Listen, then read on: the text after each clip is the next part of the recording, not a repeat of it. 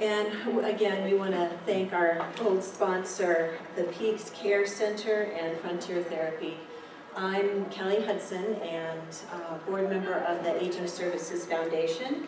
And I would like to introduce our presenter, Cindy Lazinski. Cindy is an advanced practice nurse and dementia practitioner with many years of experience working with community case management clients in northern Colorado, some of whom lived with dementia or served as care partners for those with dementia.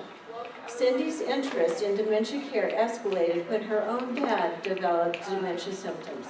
This led her to discovering the contented dementia approach, a simple method which makes remarkable differences in the lives of those who use it. She is currently engaged in dementia-friendly communities work in northern Colorado. Join me in welcoming Cindy. Thank you. I'm happy to be here. I was delighted to see that you guys got that Partnership for Age-Friendly Community award as well today. And as we structured ourselves when we were starting last year to become dementia-friendly, we tucked ourselves structurally under the people that were working on Partnership for Age-Friendly Communities, and that worked out really nicely. So I definitely encourage you to work together with that. Any community that is dementia-friendly is by nature going to be age-friendly. That's not necessarily the reverse. So always keep in mind the dementia-friendly piece as well. But it really, there's just no reason why you can't see a partnership among all those people that are working together, both on the age-friendly community and on the dementia-friendly side. I had another thought just from listening to some of the speakers today, and I wanted to say, what was it? Well, given that we're talking about dementia, it will come to me. Okay, that's enough for now. I don't know if I have a clicker, so I think I'm just going to have to go like this.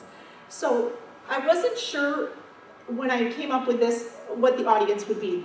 And so with the plan, I thought maybe I'll just talk quickly about basic dementia facts, although I don't think I need to do that because this last person that was here really did such a lovely job talking about dementia and Alzheimer's, Megan, and so I won't really go through that, other than to say when I teach in the community to businesses to try to help them become dementia friendly, that's the kind of stuff I cover. So what I cover here today, it will be sort of what do I teach people in the community, but then also giving you a broader perspective of how can you work together as a team to launch your initiative.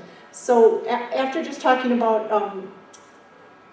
why, I'll talk about why now, what's our motivation now, what's the vision for dementia-friendly communities, how can you get started, what are we specifically doing, and then again, part of my teaching that I do in the community is I always love to talk about the contented dementia approach, which I will get into, and it's not something that you always have to teach when you're trying to help people understand dementia, but for me it's a great framework to start with. And then we'll just talk about some other communication strategies that I think are helpful to talk about with people in the community.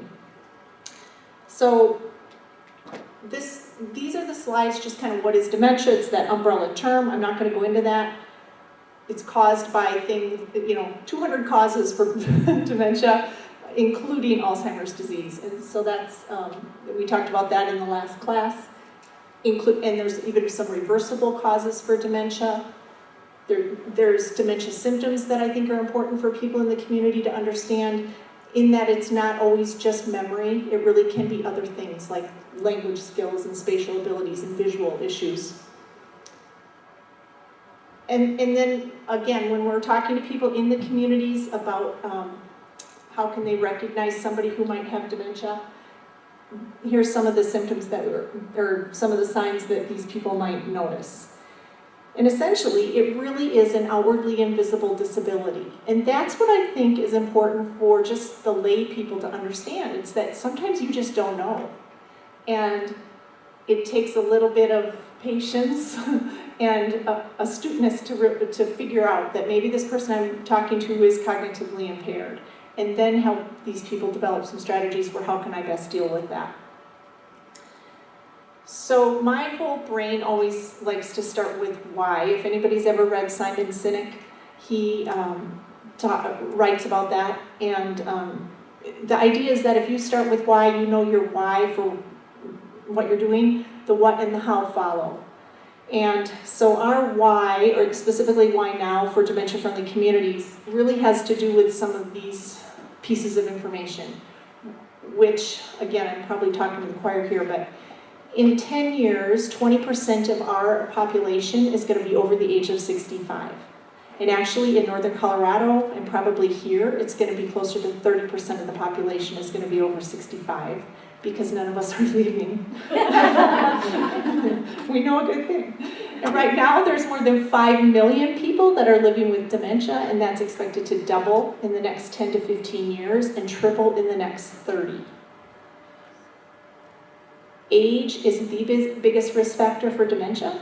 That's why with this whole silver tsunami thing, we have in 2011, the first of the baby boomers turned 65, and every day since then, 10,000 baby boomers turned 65. It's going to be like that for the next 14 years. Hence, changing our curve from about 14% of people over age 65 to 20 or 30% or over age 65. What I think is crucial for even just the work of building dementia-friendly communities is that there's a couple risk factors that we can so directly impact that cause or at least lead up to or increase the risk for dementia. Two of those risk factors are loneliness and caregiving. So studies have shown that people who perceive themselves as lonely are twice as likely to get dementia. And people who serve as caregivers can have up to a 6 times greater chance of developing dementia themselves. Isn't that huge?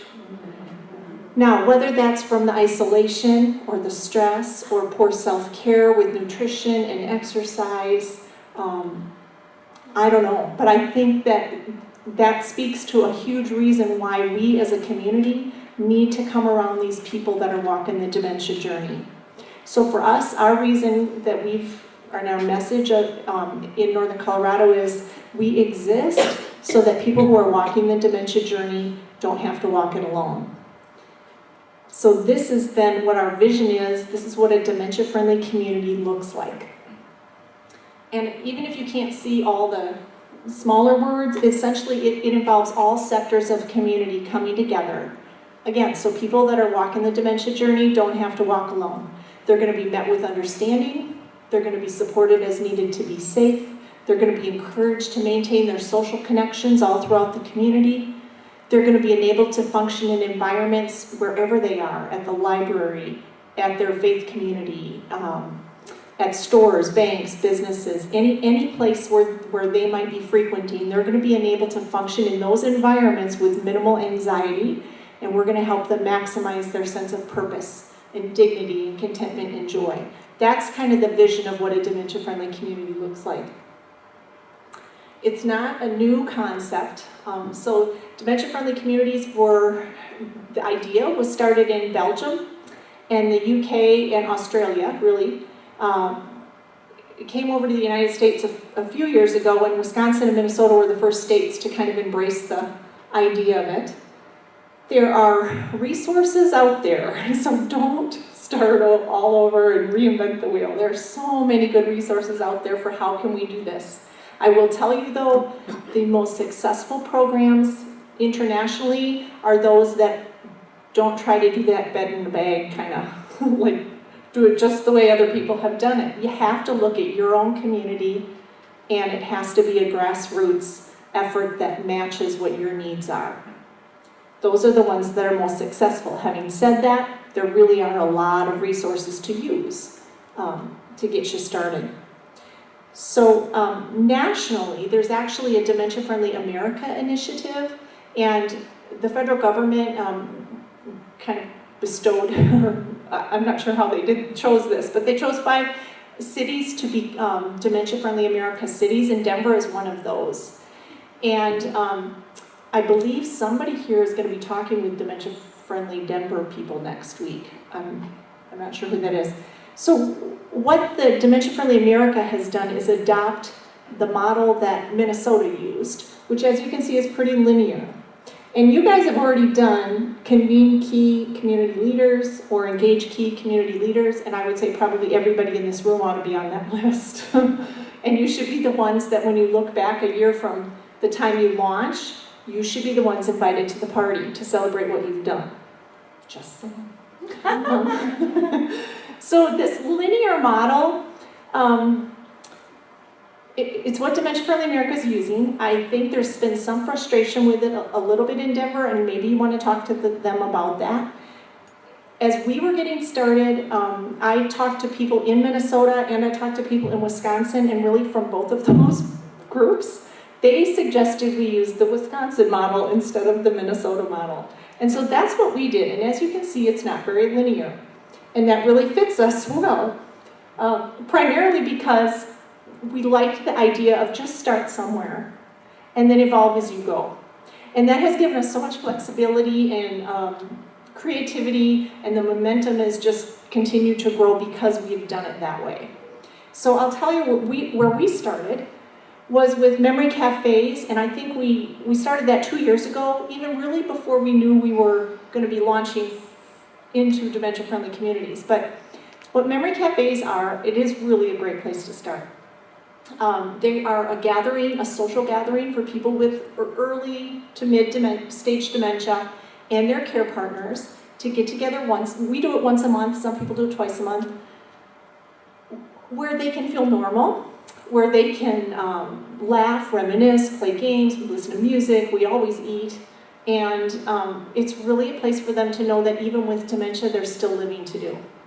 And a lot of them will say it's really one of the highlights of their month. They get to share moments of joy together and have really become close friends with some of the other people in the memory cafe.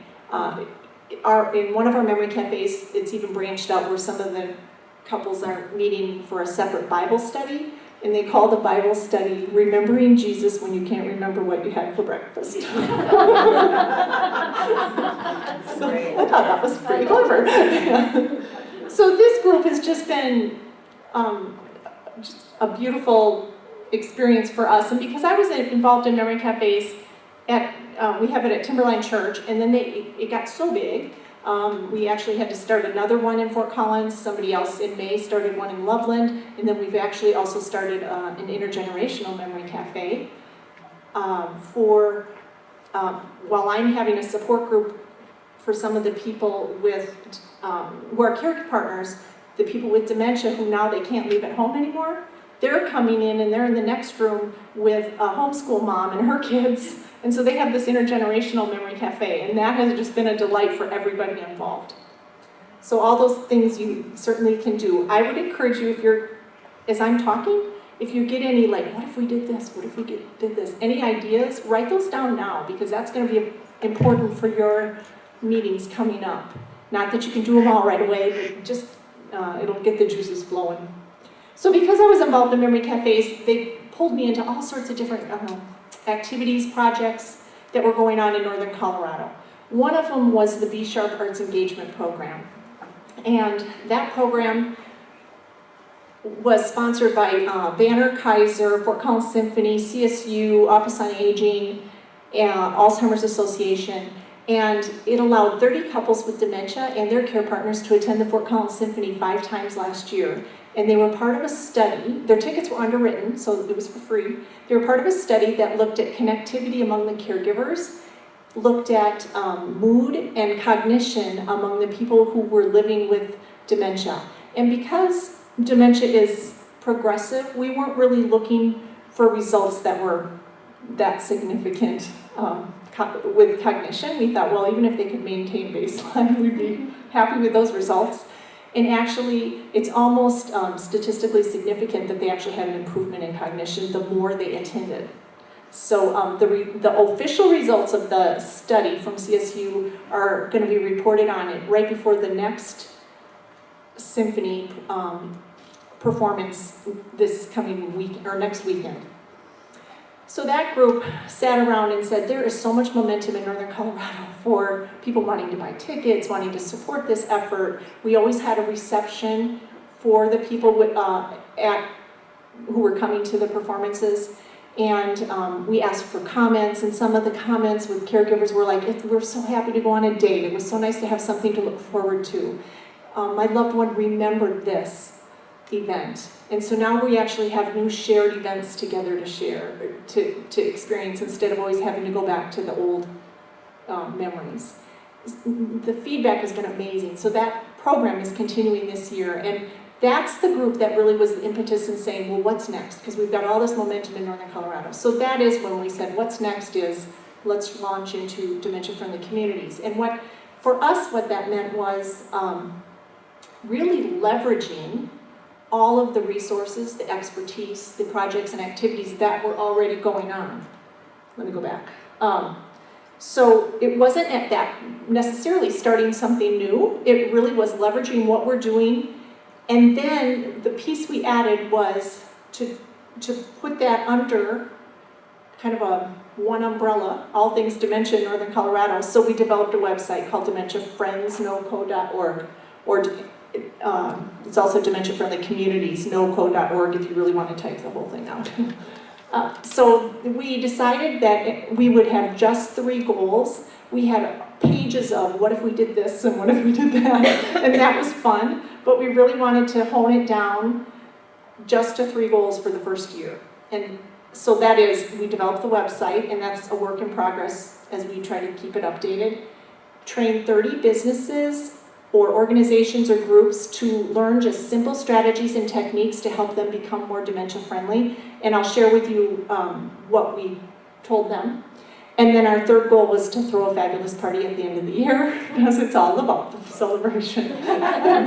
So we accomplished these 3 goals, and then in December we're going to look at, okay, now we're here, and we've already evolved as we've gone along. Now what is the focus going to be as we move forward? I'll get into how we've changed our focus later, probably. So the businesses that we targeted for some training really are either, those that people frequent because of medical conditions, like physicians' clinics or offices that you would think might be dementia friendly, but they really aren't. And so we did some training in some of those businesses, did some training with emergency medical personnel, targeting businesses that are part of everyday life, restaurants, stores, banks.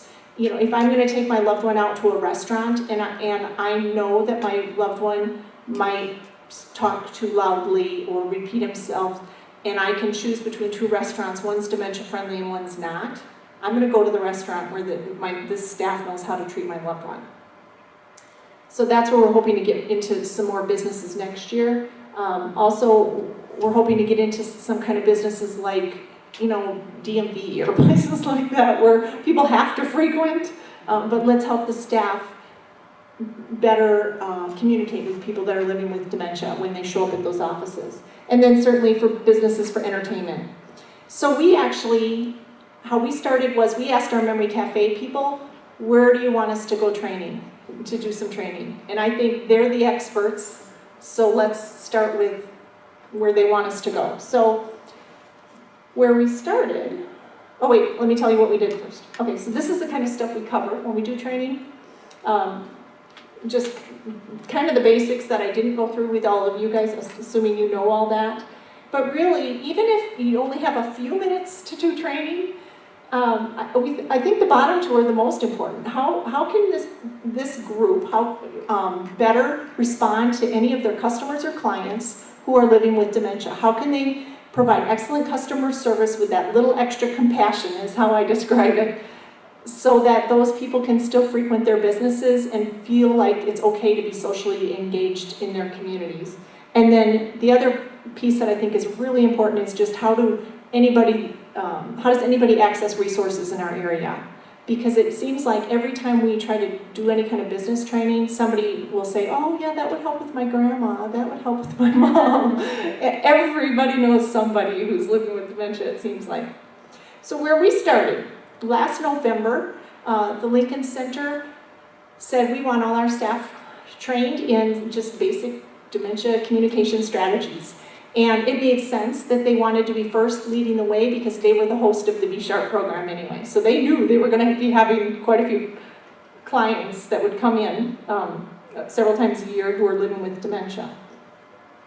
Then the senior center came on board, and a dentist's office in Greeley, dentist's office in Fort Collins, Poudre Fire Authority, the Old Town Library, Beavers Market, the entire Fort Collins Police Department said, hey, we get it. We know how important this is. What's the right approach? Like if we're searching for somebody who might be lost, whoops, there we go. You know, what do we say when we find them, that kind of thing. I gotta get out of this, hang on. Okay, there we go. I'm not going to name all the groups. Chilson Senior Center in Loveland, Pulmonary Group, all of the Associates in Family Medicine groups in Northern Colorado wanted their staff trained from the physicians to the billing office to the front office staff. I loved that. That's huge, yeah. And they got it. I mean, it's like they figured out, yeah, we really don't quite know how to communicate real effectively. Kiwanis Club, Community Case Managers, Aspen Club, Hospice, Sharing the Care Group. Oh, actually, the Colorado Library Association, like not just Northern Colorado, but a lot of the libraries were saying, you know, we're kind of an obvious place to make sure we're dementia friendly. And that is very true. So even if you start with your library here and have a memory cafe there at the library, host it, there you go. I mean, that's just starting somewhere.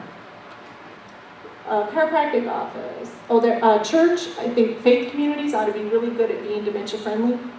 And then another library and Volunteers of America. So that's some of them. The momentum's high, and I just feel like when you're working together and you get the right people, it's amazing what you do if you just get started. So I went into a Walgreens in Portage, Wisconsin a couple months before we were actually going to do some business training. And I saw the sticker, and so I went up to the clerk and I said, so I see this sticker in your window and it says that you're dementia friendly. Can you tell me what that means? And she, once she realized it wasn't like from corporate or something, she was like, well, it means that if I see a customer coming into my store and she looks like she's lost or needs some help, I approach from the front. Visual changes. I speak clearly and slowly, and I look her in the eye. And I tell her I'm here to help her, and I show her where to go. I don't point where she should go. And she was like going down this list like, in her head, like she knew what she should do, and she was really proud. And I thought, that in itself shows that becoming dementia friendly doesn't just help the people with dementia, it helps all of us in the community, because she knew she was providing that excellent customer service with a little extra compassion, and she had a real sense of ownership and pride in that. And so it makes all of us better when we lean into this whole concept, I think. So the best advice that we got is what I've already told you. Just start somewhere. And I feel like that served us well. If you want the copy of my slides with these resources, they're going to be available to you. I would say for you guys, these two would be really helpful for you. The Wisconsin one is the one with the Wisconsin model that we used, and we are kind of random, so that does work for us. Maybe if you do need to be more linear like that Minnesota model, that might work for you too. But the reason why I have the Alzheimer's and Dementia Alliance of Wisconsin on there is because I think that their structure is going to be somewhat like yours, in that your area agency on aging is involved with getting it going. Whereas we weren't necessarily structured that way. Ours is definitely just a volunteer initiative, and we tucked ourselves under the age-friendly initiative.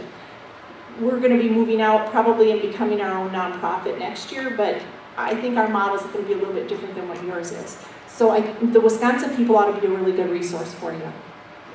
The other resource that I think is helpful is hooking in with the Purple Angel ambassadors. So let me tell you the story about the Purple Angel. It really has become one of the international symbols for being dementia friendly. And it was started by a guy named Norman McNamara in England, and he got diagnosed with dementia at a pretty young age. And he went to the store, and the storekeeper was pretty rude to him. And he went home and he thought, he just doesn't get it. So he wrote up some tips like, this would really help me shop at your store if you could do these things. And then he got some information from the Alzheimer's Society over there, which is like our Alzheimer's Association here. And he gave these 2 pieces of information to the storekeeper and then to some other stores in his town in England. And if the people in the store had read that information 2 weeks later, he put a purple angel in their window. So that's how it started. And then one of his friends added the world logo to it to say, this really needs to be global. And indeed, that symbol has kind of gone all over the globe. It's not the only one, but I like using it because I feel like you get that sense that you are part of a bigger community and that we all can be friendly together. So as we have evolved, like you can tell, we started somewhere, and as we've evolved, part of it's been clarifying our collaborative roles and goals. So the Alzheimer's Association exists, they do free teaching, I do free teaching. It's like, what does that mean for, you know, am I taking away business from Alzheimer's Association? And so we were able to really be clear that, well, there's enough work for all of us. That's one thing. So to have that kind of abundance mentality, that's really true. And then look at what are the strengths of Alzheimer's Association and where's the focus of dementia-friendly communities, and how can we sometimes work together, sometimes do it separately. I feel like if I'm doing my job as this, trying to get people more dementia-friendly, I ought to be making Katie at the Alzheimer's Association way busier. And indeed, that's what's happened. Her like one-on-one referrals have doubled this year. She and I do a lot of teaching together, so that when we figured out that it works kind of well, if I teach just this contented dementia piece, which I love to teach, and then let her go into more general strategies. Not that we both can't teach each other's stuff, but we're just not afraid to work well together. There's also a Sharing the Care campaign in Northern Colorado. They're doing a lot of teaching. So we're all together in that group as well. And Sharing the Care is working on patient passports. Did you guys have files of life in Boulder? Yes. So a patient passport is like this. It's like a file of life on steroids. And truly. And so it's a program that's going to be coming out, and people can, you know, fill out all this information. And as part of dementia-friendly communities, then we got to work with them on this. And so 3 of the pages is specific of a dementia passport, so that if somebody does have dementia, there's important key information that would be included in this. So this is just one of the other projects that are being launched in Northern Colorado, along with things like the Conversation Project. And again, we're all working together on that. Because we realized that, and I'm going to get to that right now. That's the first lesson. We're better together. We had that saying, I don't think that's quite the Hillary Clinton saying, is it? No, but we came up with it anyway first. Speaking of Hillary Clinton, okay, I gotta digress for 1 minute. One of my clients in Memory Cafe said to his wife, who's the care partner, he goes, Hillary Clinton keeps yelling at me. I keep hearing Hillary Clinton yell at me. And so my friend said, what do you mean? Like she's talking to you in your head? No, on my computer. And so she goes to his computer, and it's one of those pop-up ads. And so he kept clicking on it. So it was like Hillary Clinton asynchronously yelling at her until they could get her out of there. So. Yeah. Okay, we're better together. The other main thing we learned is just to take that first step and just watch what happens, and I think you guys will find that as well. You know, take the lesson from the Israelites. They had to step into the Jordan River and get their feet wet before the river parted. Just saying about that too. It's a biblical lesson, you gotta get your feet wet. Engage what-if possibility thinkers with let's find out doers. So a couple examples of that are, when we were doing the Be Sharp program and we're planning to have people come to the symphony, we thought, well, what if we had a reception for the couples so that they could socialize before and at intermission of the symphony? And we're like, well, let's find out and do it. And so we ended up hosting 5 receptions, and that actually became one of the highlights for the care partners, because that's when they could all mingle and interact, and they felt so normal that they had this social gathering that wasn't necessarily a support group, it wasn't, you know, clinically related in any way. It was just date night. And then the other one, you know, just like, what if we did the intergenerational memory cafe? Well, let's find out, and we're finding out that it's, you know, hugely successful. So that's 2 of our 50 what if possibilities. Collaboration is sometimes messy, if we've talked about like when we talk about projects we're doing, it's like, is this sharing the care? Is it dementia-friendly communities? Is it Alzheimer's Association? And we're all like, you know, yes, it is. It's all of us together. And then I feel like if our vision doesn't scare us, it's not big enough. And our vision is definitely getting bigger all the time, and it's plenty scary. So I'm going to tell you what I like to teach when I go in the community. And really, again, I think it's something that doesn't just help the people who might be getting a new diagnosis of dementia, but it helps all of us learn to approach them with respect, I think. And so the truth that I like to teach, and Megan in such a great way spoke about this already, just because you lose your mind doesn't mean you lose your soul.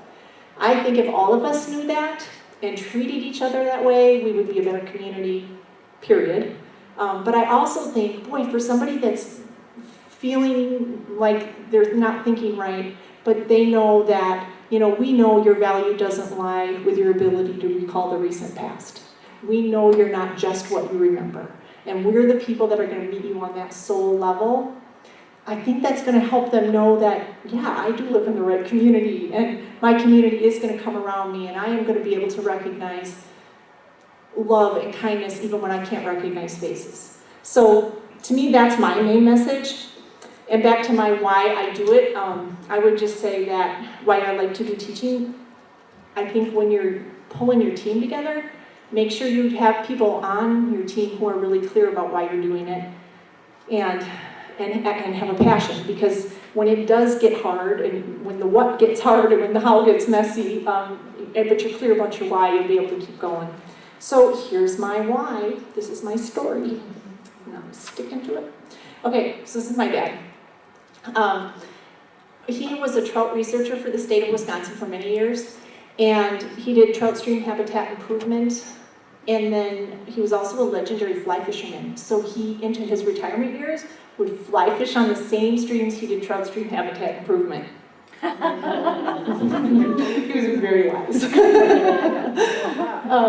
So I describe him as this man who loved fishing, Jesus, and his family, not necessarily in that order. And when I went home one day, he said to me, Cindy, I am having such trouble multitasking, and I can't seem to focus anymore, and I feel like I'm living in a fog. And I had worked enough with people who had dementia in my community case management role that I knew it was like, okay, here we go. We're headed down the dementia journey. I didn't know where it was going to lead, but I thought at that moment, I got to learn everything I possibly can about dementia care. And so I looked at a lot of different approaches, and really, when you're learning about different approaches, and I know Megan would say this, anything that's person-centered is probably fine. There's certainly more than one way to approach anybody, but it has to be person-centered for the individual. And so there's a whole lot of different approaches that you can look at. But there was one specific approach that resonated with me, and it was called the contented dementia approach. And I got to, 3 weeks after my dad said that he was feeling foggy, I actually got to go to London and met with Penny Garner, who shared her contented dementia approach that they use over there. And it gave me hope that it didn't have to be awful for my dad, that it was going to be able to help him finish well. And that really became kind of like my overriding passion, because of the kind of man he was, because of the kind of life he lived. He lived well, so I wanted to help him finish well. And Penny's approach is so simple, and doesn't cost anything. And she starts with why. And so in 4 slides, her why, Anybody who knows dementia care well, you'll hear it if you haven't heard it already, and you'll be like, well, yeah, that's, when I first heard it, I thought, well, why did I learn that in nursing school? Because that is like the most obvious explanation. So let me tell you what her explanation is for kind of how the dementia mind works. It's an analogy with a photo album. It's a non-medical analogy, though, I will tell you that. So what Penny says is that our minds are like a photograph album, and each experience is recorded as a photograph and entered into the photograph albums of our mind a split second after it happens. And each photograph has two features. It has facts surrounded by the associated feelings, both positive and negative. And the photographs are taken and stored automatically in the photograph albums of our minds, and our albums fall open pretty naturally to today's page. And it's on this latest page where all our photos are entering. And it's the latest information that we need to make sense of who we're with, what we're doing, where we are, why we're here. And so this photo album becomes really a valuable resource, and we consult it all the time without even knowing it. So every time we kind of consciously or unconsciously say, let me think, we're consulting the photo albums of our mind for some facts that we need to make sense of what's happening around us at any given moment. What happens with somebody who's developing dementia is, and it's the dementia that's affecting their memory, they end up with a blank that gets entered into the photo album. So the experience still enters their photo album, but the facts of the experience don't enter. Only the feelings of that experience enter, and so the feelings take up all the space where the facts used to be. That's not a big deal when it's a blip in time. I mean, I've stood in front of a shelf and gone, why am I here? That kind of thing. That's not a big deal. But with dementia that's affecting the memory, after the arrival of the first blank, more blanks follow, kind of randomly, intermittently, with increasing frequency, and then people end up with these ribbons of blanks, which, are like chunks of time, and that's when you kind of start noticing something's not quite right. And ultimately, for a person with dementia that's affecting their memory, they end up with page after page after page of feelings-only blanks. And they might be occasionally interrupted with a random intact photo.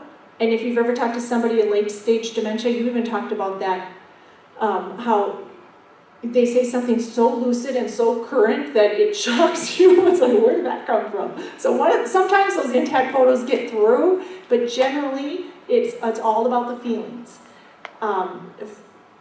later stages. So this analogy helped me understand why with cognitive decline, emotional and spiritual needs become so much more apparent, because it's all about the feelings.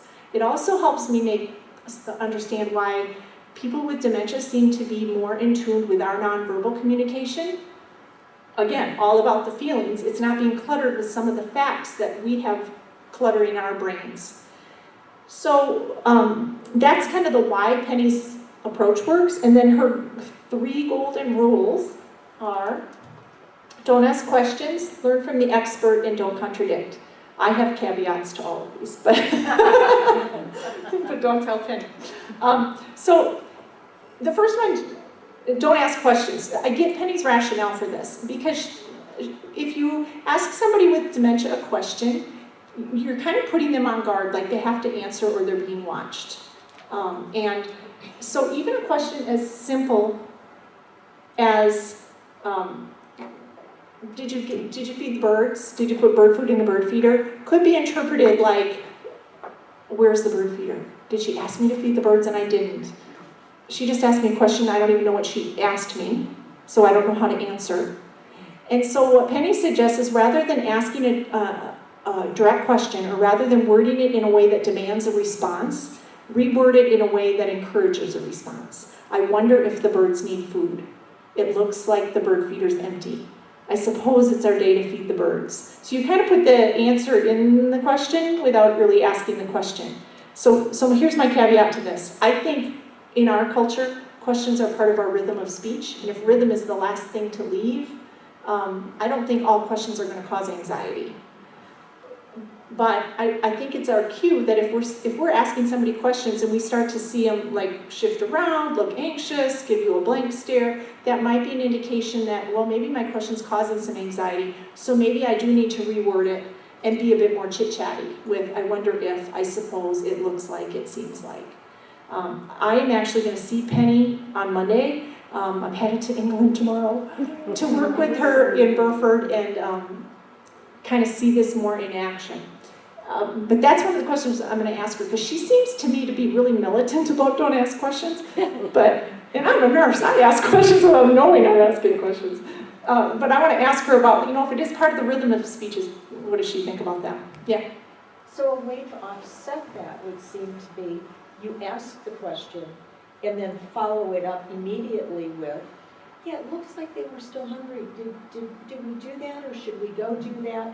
You combine the two. Mm-hmm. You can combine the two and make it like you're giving them the answer. And It's like, yeah, you're giving them the answer, but you still have the question, and it makes a more normal rhythm, I think, for Right, the person. right. I agree, and that's where I think if it is kind of a chit-chatty, sometimes your voice is going to raise and it is going to be question-like. I think that if it's not causing anxiety, I don't worry about it, but I get the premise of it, that you certainly don't want to be putting people on guard and making them feel like they have to answer a question when you are the person who can change.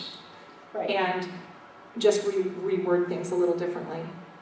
So the second golden rule that Penny says is learn from the expert. So the person with dementia is the expert. So not only are they an expert at knowing what facts they need to make sense of what's going on today's page, which I'm going to explain in a second. Actually, I'm going to explain that now. So, so think about a blank page for somebody with dementia, and then think of your own page. So if I'm anxious and I'm living on today's page and I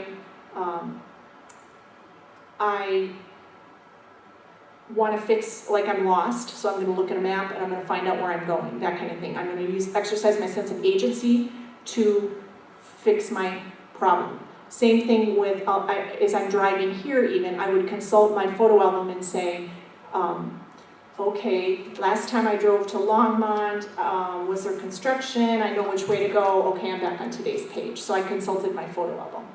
What somebody with dementia does, if they get anxious, they may look for facts, but they don't have any facts on a blank page to know why they're anxious. So very reasonably, they're going to go back to a page in their photo album where the photo is intact and take that fact and move it to today's page, and oh, I know why I'm anxious. I'm anxious because my dog died and I need to bury my dog before the kids get home from school, because if the kids get home from school and they see this dead dog, they're going to be upset. I need a shovel. Where's a shovel? Give me a shovel.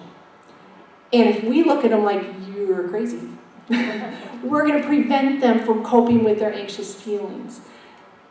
And so what we need to do instead is enter that reality with them, and you need a shovel? Okay, let's go get a shovel. And then there's Joe over there, as you're going to get the shovel, and know that you've joined them in this effort, there's Joe over there, I bet he can take care of this for us. Why don't we come over here and have some tea, or whatever the distraction is. And it works great in the classroom. I mean, I get that in real life it's not always that easy, but just to enter their reality and be humble enough to do that is so important. And so they're an expert at knowing what facts they need to cope with their feelings on today's page. They also were an expert at something in their life, and so Penny talks about calling out who they were at their finest hour. And so for my dad, for instance, he wasn't talking a whole lot anymore. His ultimate he was misdiagnosed. He had Lewy body dementia, but I think he was misdiagnosed for a while. So he wasn't talking anymore. He was really frustrated that he couldn't balance his checkbook anymore. And but I could talk to him about fishing or Jesus, his two favorite subjects, and his confidence would shine, and he would talk, and it would lead us to speaking about other things, because we started with what he knew well. And it gave us these moments of joy that we could share together.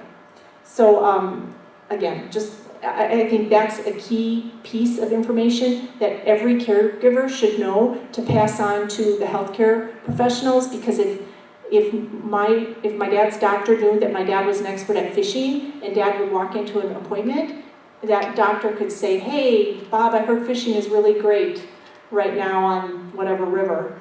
That would establish quick rapport, then they could get to the rest of the appointment. I think that is probably the most key information that anybody could pass on to somebody, is what area of expertise or what's their passion, what do they like to talk about. That really can help establish quick rapport. Yeah. Okay. And then the final rule is don't contradict or correct or criticize or argue with them. If our loved ones need to use facts that are 10 or 30 years old, let's let them do that. Being kind is more important than being right, is I think the main principle with that. So that's like Penny's approach. It's not what everybody has to teach, certainly. There's more to it, but that's kind of the main thing. I think the main things to teach when you're teaching communities are just these things, that nonverbals are important. I like to teach the golden rules. I think these things about speaking clearly and slowly and giving people time is important. Offering to help by showing, not pointing, all those things that girl at Walgreens knew to do. Ending interactions on a positive note, because feelings linger, so even when the facts aren't remembered, the feelings linger. And then also we go into agitated behavior, things to do like agree, apologize, join, distract. So if somebody is really agitated, just agreeing with them. You are right, that shouldn't have happened. Apologize, I'm so sorry that happened. Join them, let's see what we can do to fix this situation, and then you can distract. But I don't think you get to the bottom level of what's causing the agitation unless you first joined in with them, agreed, apologize, join, distract. I just think that's kind of a good mantra. But then always look to the underlying cause for the agitation, rather than jumping to medication. And when we talk to healthcare people, we talk about that a lot with a lot of different examples. I'm going to skip this one. Here's the dementia passport that we're hoping that we use in our areas so that people are paying attention to these answers, like what's the best answer for where's Lori? If your loved one is asking where's Lori, and you get this answer and it causes them anxiety, then figure out a different answer. And then once you come up with the right answer, make sure everybody around you knows that. Now, it's not going to work, maybe it won't work forever, but it might. If the right answer is Lori's at school, oh, okay. And that gives them a sense of joy, then that's got to be the right answer that everybody knows. So part of it's just communicating that information. And then making sure people have resources. So I think, because it's 1:45, I want to stop and just take questions about specific things you might have with starting your initiative here. Yes? Lindsay. Are you the trainer for all these courses, or have you kind of started to train the trainer? Katie does a lot. Peggy, we have, I would say, 3 main people who do training, with a 4th helping. So the way we're growing, there's going to have to be more. So yes.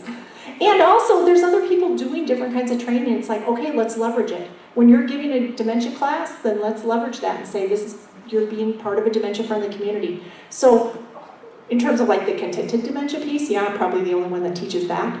But the other stuff, there's a lot of different trainers in Northern Colorado. And so our thing is like, let us know if you've got a class. We'll get it on our website. We'll get it on our Facebook page. Let's leverage it and help everybody become as dementia-friendly as we can. So for the people here, Katie Fahrenbrook? Katie Fahrenbrook at Alzheimer's Association, so, yeah. So our Ralph Patrick. Right. Peggy who died, but how would you? Peggy Budai is like a geriatric nurse practitioner at UC Health. Yeah. And then there's some Banner educators as well. The interesting thing is both UC Health and Banner in Northern Colorado have come together and they want to all be dementia friendly together, so that it's not just owned by one of the groups. I kind of was in a good position to do that. I used to work for UC Health, and then I worked with Banner at B Sharp. So I was in a great, and I don't work for either of them now. This is all volunteer. So it's like, so that's been really nice to try to pull them all together, and I really see that happening. That this really can be an initiative where people don't have to be competitive or, get weird about it. Any other questions?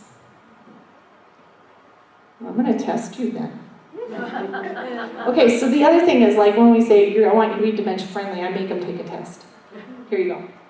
If you see somebody in need of help who may have cognitive challenges, approach from the front. If you talk to somebody who repeats, where's my coffee cup, where's my coffee cup, and then decides you've taken it, you should. Try to be a reality and have another copy. Yeah. Yeah, and then, just like Megan said, then you talk about, man, that coffee cup must be really important to you. Tell me about when you got that coffee cup. That whole, it could have a really important story behind it that you'll be able to discover. One risk factor for developing dementia that we as a community can diminish is, that's huge. Okay, so Penny would say don't ask. Penny would say don't ask any, and I would say minimize. Don't contradict. And who's the expert? The person. Right. And just because you lose your mind doesn't mean you lose your soul. Ha! So you all are dementia friendly. That's good. So my thought with the whole concept is really if you can get people that catch the vision with you and know that it's not rocket science. You just have to learn simple strategies and techniques for effective communication and help people get that, you're not going to gain efficiency without effective communication first. Just simple things like that. You'll make great strides. And then for those people who seem to be forgetting, they're going to know that we are in a community that's not going to forget them. I think that's really important. Yes, Lindsay. Sorry, I have another one. Because a lot of the frontline workers at these places that you're designating dementia-friendly businesses change over, do you guys have like a process to reach out to them in 6 months and say, do you have anybody new on board that needs to be trained? They can come to the community. Okay. That is a good question. So the question was, is there follow-up? So you get dementia-friendly, you have 75% or whatever you decide is your magic number to become dementia-friendly. We are following up with them. We also are even suggesting through Home Instead, they have this online course that we're like, send your new employees through, it's free to go online and learn how to be dementia friendly as a business. Use that as kind of your update every year. We're happy to come in again and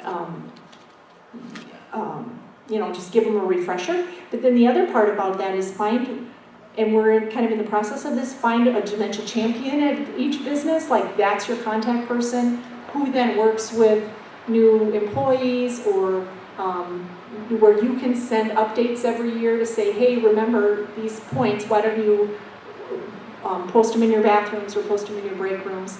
So what we've come up with, and I only brought the business ones, but because people, they're not passionate about dementia, I don't know, everywhere. But, and they don't have time. And so we came up with one-page tips for how to effectively communicate. So we have one page for physicians and medical providers, one page for nurses, one page for case managers, one page for care partners, and it spells going down like dementia care and just tips that are on one page for them. We have one page if you're a business, a dementia-friendly business, one page for law enforcement, and we've got 8 of them. And I think that that's kind of a good way to just start, because even if you send those out every 6 months or a year, it's a refresher for people, and they can look at one page. So following up with that, where do we get those one pages? I have them, I brought the dementia-friendly business one, so take that, and then I can email them or whatever, yeah. What is your biggest challenge right now? What is my biggest challenge right now? There's so many things that our group wants to do. I think for us to come down to just 3 goals this year was really amazing. So that was good. I think figuring out where we want to go from here. One is we probably are going to become a nonprofit because the momentum is so high. And people want to support it, and it's just the time to do it. I was thinking we wouldn't become a nonprofit for 5 years. So to do it now after 11 months is kind of, I'd say that's kind of big challenge. The other thing is we wanted to focus on being helping the community become dementia friendly, and then there would be some facilities that would say, hey, can we be dementia friendly? We're memory care, we're assisted living, and we're like, people are paying you $6,000 a month or $7,000 a month, you ought to already be dementia friendly. But we all know they're not. And so that's become, as we've evolved, that's actually become more of a focus of some of our training. And so certainly they ought to be dementia friendly. We're happy to give them any kind of training that helps them be more dementia friendly, but not necessarily use that, the purple angel, we're giving that, we would love people to wear a little purple angel and stuff like that, but I think to use it as a marketing ploy when you don't really have all your employees that have engaged in specific dementia strategies with those people that they're serving, that I think is a challenge. And we're trying to raise the level of, if somebody's paying you $7,000 a month, 8 hours of training to be a leader in dementia care is not too much to ask for any facility, I don't think.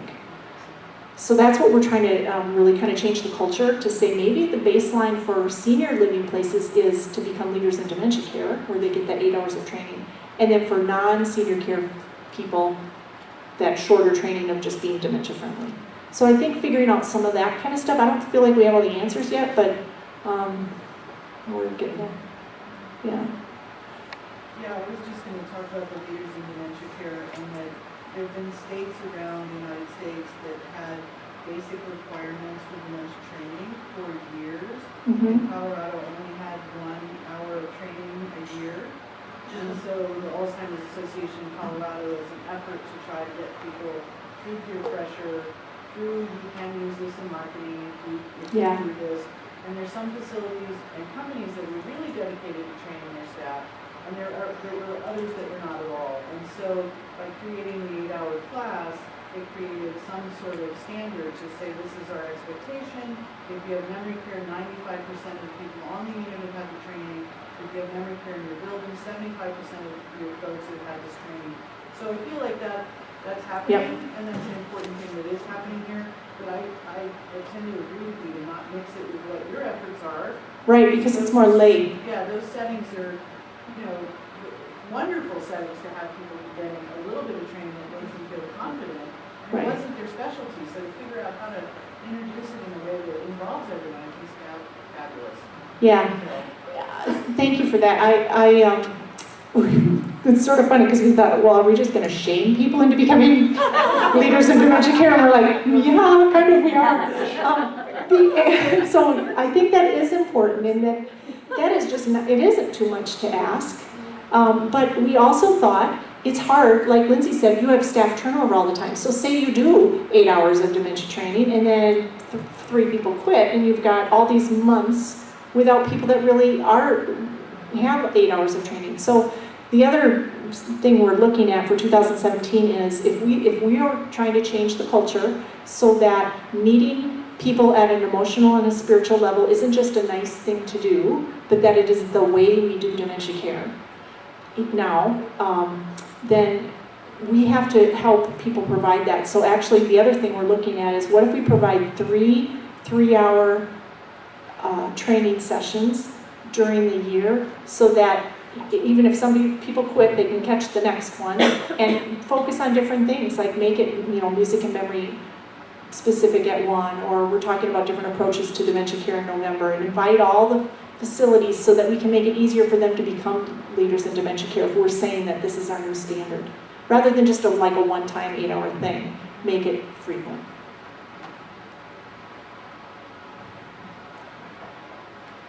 Yes, ma'am? It also seems that the assumption is that the doctor knows, the nurse knows, the MA knows, and the receptionist knows how to do dementia. But it doesn't mean that they do. Right. And I think the assumption that people in clinics do know is a wrong assumption, and they wouldn't say that. I think they felt like it was valuable to learn just simple communication strategies and to really understand, oh, that's what's happening, and maybe that's what I look for, and I need to speak more slowly. I asked a lady with dementia, is it even valuable to go to the doctor sometime? I asked her a question. And she said, you know, it would be really helpful if when I'm at a physician's office, and I think it's true anytime, if the medical provider would speak to me at the same pace at which I'm speaking that day, because that might be the pace at which my brain is processing. And I thought, that's big. And again, these things aren't hard. I think we just have to listen to the experts and find out some of this stuff. I think it's a creative process for the people that are being trained. What I noticed in using validation therapy or whatever is that you're in a facility and you're doing a linear charting and all of this, but when you use validation or the contented model, you've got to use the other part of your brain and come up with some creative ideas and listening for this person. So I think it's a gift. Yeah, It was a gift to me to learn some of it. I had to really use both sides of my brain in thinking and looking at this person and how am I going to respond.